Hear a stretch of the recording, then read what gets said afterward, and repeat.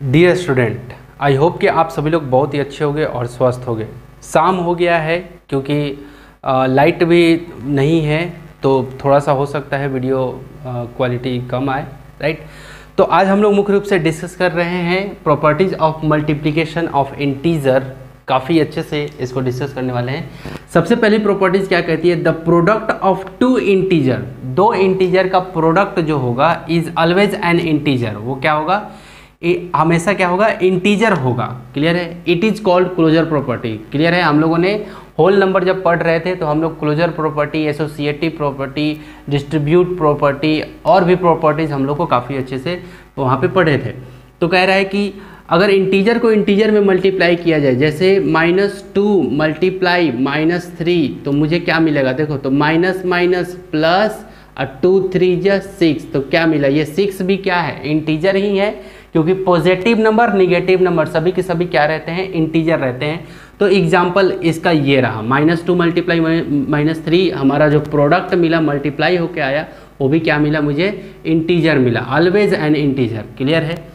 Second number की बातें कर लेते हैं। द प्रोडक्ट ऑफ इंटीजर्स, जो इंटीजर का प्रोडक्ट होता है, फॉलो द कम्यूटेटिव रूल। ठीक है? कम्यूटेटिव रूल को फॉलो करता है। देखो, कम्यूटेटिव रूल क्या कहता था? a multiply B equal to B multiply A, यानी कि a को b से मल्टीप्लाई करो इक्वल होगा, या फिर b को a से मल्टीप्लाई करो। देखो यहाँ जरा, 5 मल्टीप्लाई 4 कर लो या फिर 4 मल्टीप्लाई 5 कर लो। देखो, 5 4 जा 20 या 4 5 जा 20, दोनों तरफ इक्वल आ गया। वही चीज़ है यहाँ पे। तो देखो, -7 मल्टीप्लाई 2 कर लो या फिर 2 मल्टीप्लाई -7 कर लो, क्या आ जाएगा? आपका -14 आएगा। क्लियर है? क्लियर है? ठीक है, ओके। थर्ड नंबर क्या कहता है प्रॉपर्टीज, उसको देख लेते हैं। 1 is multiplied to any integer. अगर 1 को किसी भी इंटीजर से मल्टीप्लाई किया जाए, right, we get the same integer. हम लोग को क्या मिलेगा? सेम इंटीजर मिलेगा। कैसे? देखो, अगर 1 को मल्टीप्लाई कर देते हैं किसी भी -3 से, क्लियर है, 1 मल्टीप्लाई -3, तो मुझे क्या मिलेगा? -3 मिलेगा। क्लियर है? और भी एग्जाम्पल हम लोग इसका देख लेते हैं। जैसे 4 को मल्टीप्लाई कर रहा हूँ 1 से, तो 4 को 1 से करो तो 4 ही मिलेगा। क्लियर है? तो देखो, मुझे वही चीज़ यहाँ पे बोल रहा था कि 1 is multiplied to any integer. कोई सा भी इंटीजर से अगर मैं 1 को मल्टीप्लाई करता हूँ तो we get the same integer, तो वही इंटीजर मुझे दोबारा मिल जाएगा। ठीक है? जैसे -3 को मैंने 1 से मल्टीप्लाई किया तो -3 मुझे दोबारा मिल गया। 4 को मैंने मल्टीप्लाई किया तो 4 मुझे दोबारा मिल गया। क्लियर है? चौथे नंबर को हम लोग देखते हैं। Any integer is multiplied by its multiplicative inverse 1 is always obtained. Clear है? देखो, कह रहा है कि कोई भी इंटीजर को is multiplied by its multiplicative inverse. देखो, कोई भी इंटीजर को उसके मल्टीप्लिकेटिव इंटीजर से मल्टीप्लिकेटिव इनवर्स किया जाए, कोई भी इंटीजर का मल्टीप्लिकेटिव इनवर्स किया जाए, ठीक है, उसके बाद उन दोनों को मल्टीप्लाई किया जाए, तो हमारा रिजल्ट क्या होगा? 1 इज ऑलवेज। हमारा रिजल्ट क्या होगा? 1 इज ऑलवेज ऑब्टेन, यानी कि 1 हमेशा मुझे प्राप्त होगा। कैसे? देखो जरा, अगर मैं एग्जांपल लेता हूँ, एक मैंने ले लिया 6 क्या है? एक इंटीजर है। 6 का अब मल्टीप्लिकेटिव इनवर्स क्या होगा? 6 का मल्टीप्लिकेटिव हो जाएगा 1/6। क्लियर है? 6 का मल्टीप्लिकेटिव कोई सा भी इंटीजर का मल्टीप्लिकेटिव क्या हो जाता है? ऊपर में 1 आ जाता है और नीचे में जो नंबर का रहता है वो नीचे चला जाता है। नोमिनेटर डिनोमिनेटर के फॉर्म में हो जाता है। नोमिनेटर में 1 और डिनोमिनेटर में से जो भी नंबर हमने लिया रहता है। तो मल्टीप्लिकेटिव इनवर्स समझ में आया। तो देखो, अब कह रहा है कि किसी भी नंबर का, कोई भी इंटीजर का मल्टीप्लिकेटिव इनवर्स को मल्टीप्लाई अगर किया जाए तो क्या हो जाता है? रिजल्ट हमेशा मुझे 1 मिलता है। तो ठीक है, 6 से ये देखो 6 कट गया, खत्म हो गया, इसलिए हमेशा क्या मुझे मिलेगा? 1। कोई सा भी आप ले सकते हैं। एग्जाम्पल नंबर दूसरा आप ले सकते हैं। देखो, एग्जाम्पल नंबर 2, जैसे -4 को लिया मैंने, तो -4 का मल्टीप्लिकेटिव इनवर्स क्या होगा? 1/-4 होगा, ऐसा ही कुछ। क्लियर है?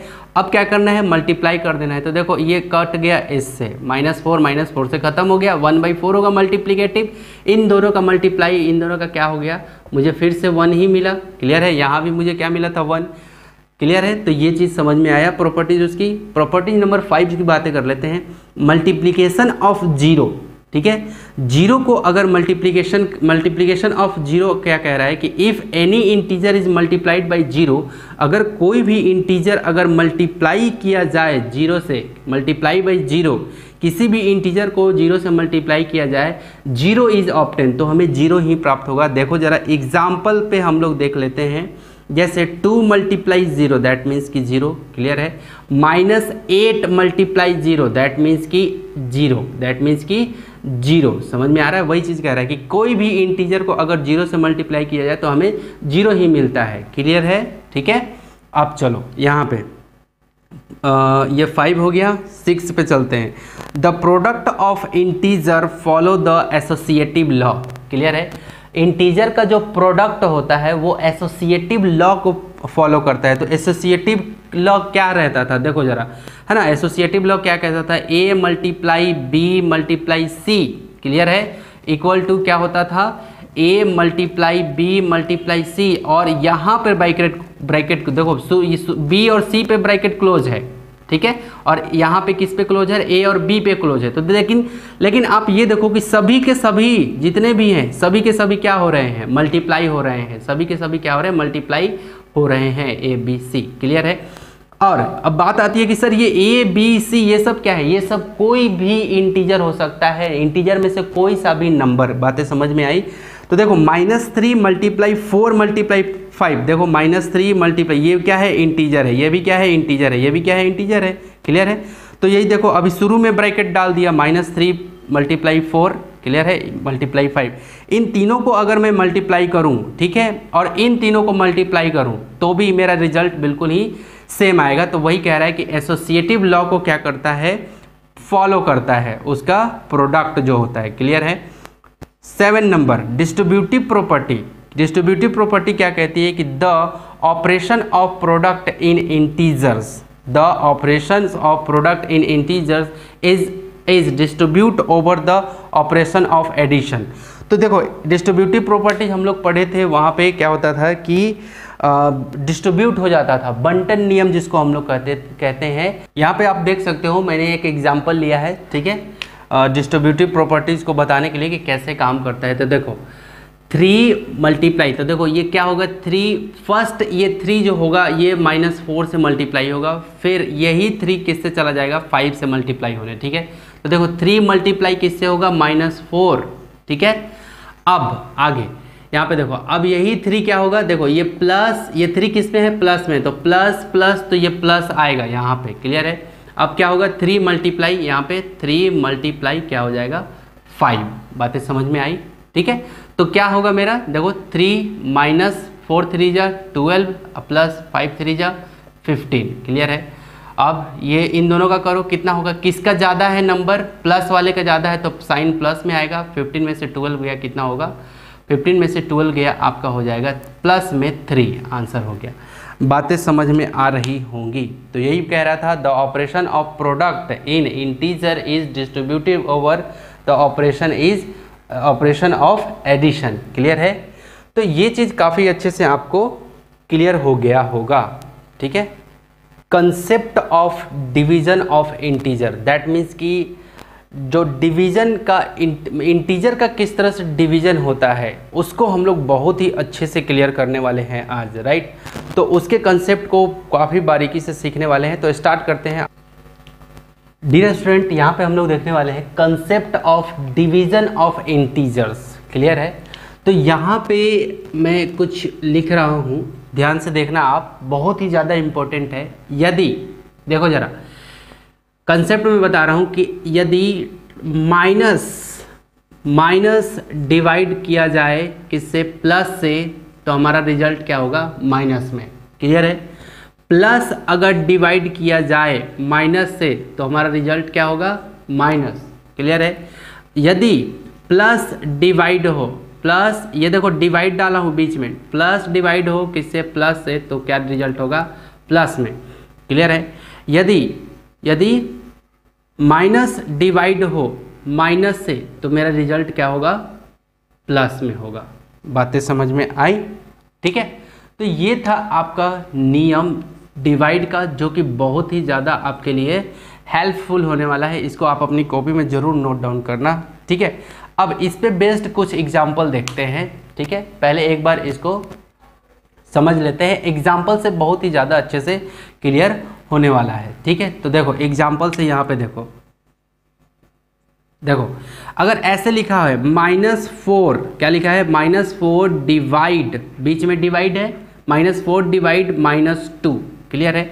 एक एग्जाम्पल मैंने ले लिया, बी में दिया हुआ है 4, केवल दिया है 4 डिवाइड -2, क्लियर है। सी एग्जाम्पल दे रखा है क्या 4 डिवाइड 2, क्लियर है। और डी दिया हुआ है आपका क्या, डी दिया हुआ है -4 डिवाइड 2, क्लियर है। कुछ इस तरह से आपको दिया हुआ है एग्जाम्पल। तो देखो पहले वाले को हम लोग सॉल्व करते हैं कि क्या आएगा, ध्यान से देखो, क्लियर है।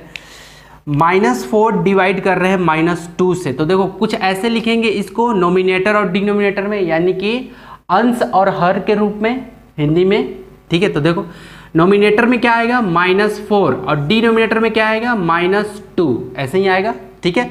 मैंने क्या कहा, माइनस और माइनस अगर डिवाइड में रहते हैं तो हमारा रिजल्ट प्लस में मिलेगा। तो देखो होता क्या है, नोमिनेटर में माइनस, डिनोमिनेटर में माइनस, तो ये क्या हो जाएगा आपका यहाँ पे, तो यहाँ पे क्या हो जाएगा, ये माइनस और ये माइनस कैंसिल हो जाएगा, खत्म हो जाएगा। तो और ये क्या आ जाएगा 2 जा, क्लियर है। ये देखो 2 से ये 2 जा में चला गया, 2 के टेबल में, आंसर मेरा क्या आ गया 2 आंसर हो गया, क्लियर है।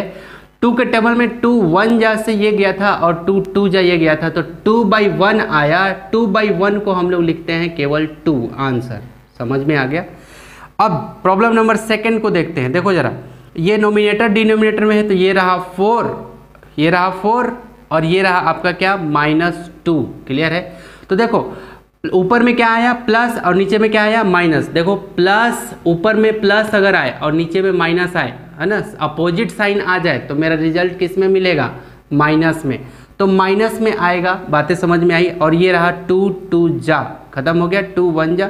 तो इस बार क्या रिजल्ट आया, -2 आया, समझ में आया। 2 के टेबल से ये चला गया, तो इस बार रिजल्ट क्या आया, -2।